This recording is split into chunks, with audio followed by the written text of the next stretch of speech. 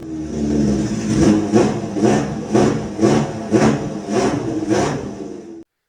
everyone, and welcome back to episode 3 of what I'm calling the Hot Rod Mower Rebuild. Today I'm going to be tackling the mess that is the wiring in this thing. I'm going to tackle the fuel system. I have a new fuel tank all ready to go, so I'm going to get that set up, and then even get into doing a new rod for the brakes. That way this thing will come to a stop at 60 miles an hour. So let's get going on it. Alright, as you can see, I've got all the wiring all cleaned up nice and neat here, and it's looking pretty good. There's none of the wires are touching anything that's moving. So, I just kind of zip tied it all up and out of the way, but this will work excellent. My ground wires, a ground wire that wasn't hooked up is the reason that in the earlier video that the starter would not work. So I got all my ground wires tied into one single common spot, so everything's grounded very, very well. And electrical wise, this thing's in good shape. When I get it up and running, I will test it, just make sure the charging system's all up to par, which it should be. I've never had no problems with the charging system on this thing. And that'll be in good shape there for the wiring. Alright, let's get to work on the fuel system on this thing. As you can see, these carburetors has 2 fuel inlet lines that goes into them. One line feeds 2 carburetors, and the other one feeds the other 2 carburetors. I have here kind of cobbled together a fitting here with some press-in tubing and some hose clamps. This is a terrible setup. I need to get a right and proper little hose tee to put in there, and I will get one of them. Here's my fuel pump. This is just a standard cheapo little low pressure pump. You can get these parts stores, Amazon, eBay, just wherever. If you use a fuel pump on a carbureted engine, such as a motorcycle, lawnmower engine, whatever, be sure it's a low pressure, but still, even at a low pressure pump, it's still too high a pressure. So when I come out of the pump, this is the inlet of the pump. So when I come out of it, I like to put a T in the line. Now one of these lines will go to the carburetors, and then the other line go straight back and return back into that way when the carburetors are full and the floats are shut, it just, all that pressure goes right back into the tank. Because like motorcycle carburetors, they're gravity fed. Older engines, they're all gravity fed, so you really don't get no more pressure on the floats than atmospheric pressure. So this is all we need for controlling the pressure to the floats without overpowering the floats and flooding the carburetors out. So what am I changing here? Well, last time I had this pump running, this fitting right here, this is a compression fitting. See, just a hard line goes into it. This fitting was leaking really bad, so I am going to go to just some regular hose barb fittings, and then I'll have to put a fitting also into the tank for the return. Yeah, 3 different fittings here. I'll figure out what I want as I go, but I'm just going to take this fitting out. May have to take that T off of it first. Oh, no, I'm getting lucky there. I don't have to take the T off of it.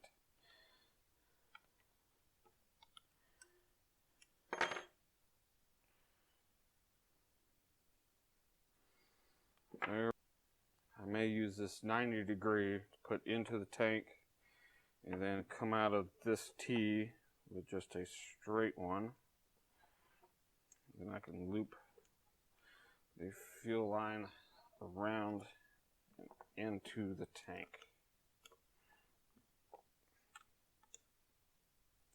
Get it nice and tight. There we go. And then this hose here, this is the one that's going to go to my carburetors. I may get some different hose for that. This is a brand new tank. I picked it up off of Amazon. I think it was about 25 bucks. And Yeah, it's just a stock Craftsman gas tank. So, not too bad, not too bad. Exact same tank as I had in it before.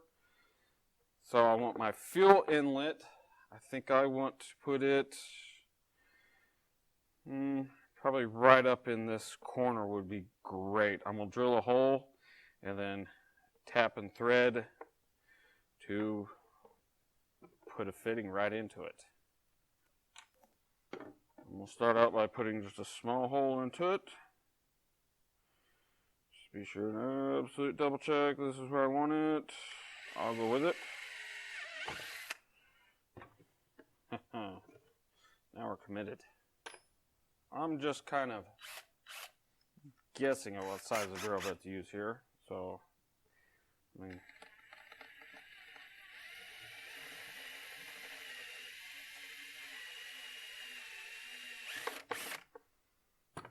there we go.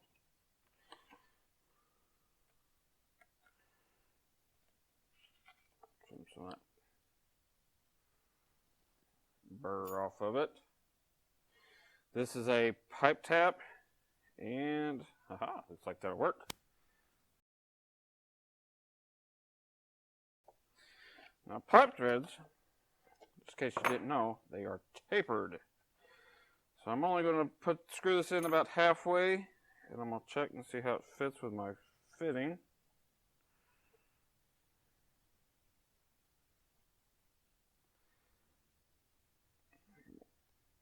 Put it just like that. All right, there is my return fitting for the fuel going into it.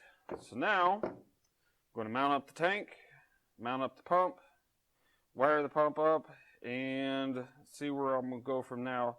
I'm going to have to get some hose for, I'm going to put all new fuel lines on it. So I will have to get me some hose. I don't have any right now. And then once I get all that done, we'll move on to something else on the thing. Besides just needing fuel lines, the pump's mounted, the tank's mounted. There's my return line fitting. The hose will loop up and back into the tank. And next, I'm going to get the carburetors on it. Now with these carburetors off, I 3D printed these nifty little plugs that fit in here nice and tight. Pull them out.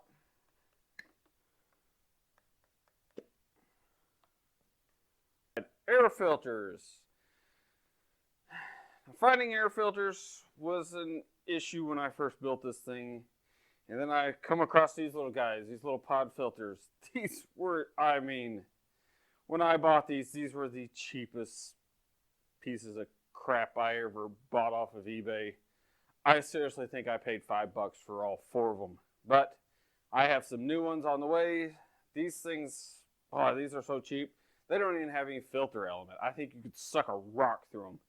And they fit just perfectly in there between the tank and the carburetors, just absolutely perfectly.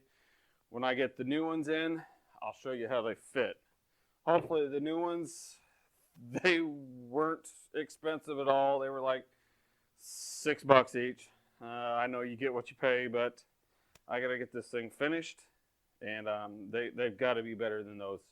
So we'll see when they come in. Let's tackle that brake rod.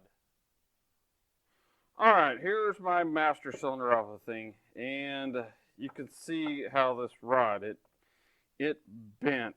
I think the problem was a too big a gorilla stepping on the pedal, and it just bent. Plus, also, I mean, the way it's made, it's not really a straight push on that rod. So, I mean, it was just a matter of time. So I got to take this old rod out.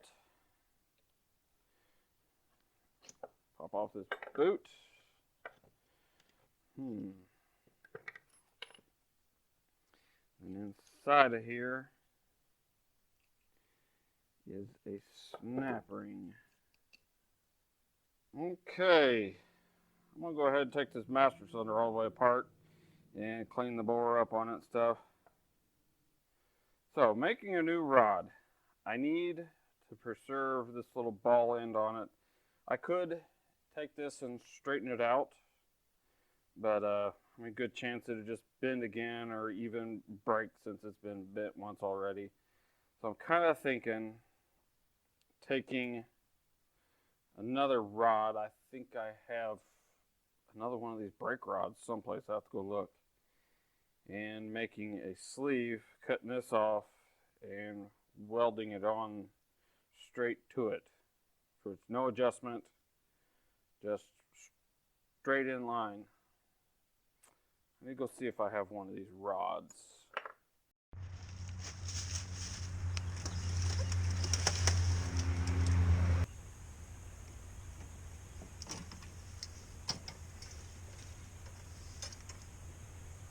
Oh yeah, that'll work. What I ended up doing is just building up some weld here on the end and kind of ground it down the best I could right off the bat. Made a bit of a knob on the end of there, and I think that will work pretty good. So let's get this whole assembly put back together.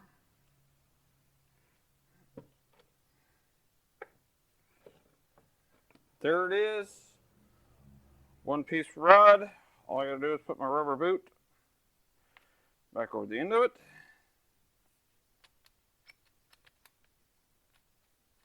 I clean the inside of my master cylinder out before I put it all back together. The only thing really to do is put it back on and bleed it and see how it works. My master cylinder is back on now. The rod fix, I believe that's actually going to work really well. Well, what all did get accomplished today? Got the fuel pump lined out, got the fuel tank lined out, got the carburetors back on it, the brakes all fixed up, ready to go, and the wiring all lined out. And I mean, that's a pretty good day, I think. Quite a bit accomplished. I'm happy.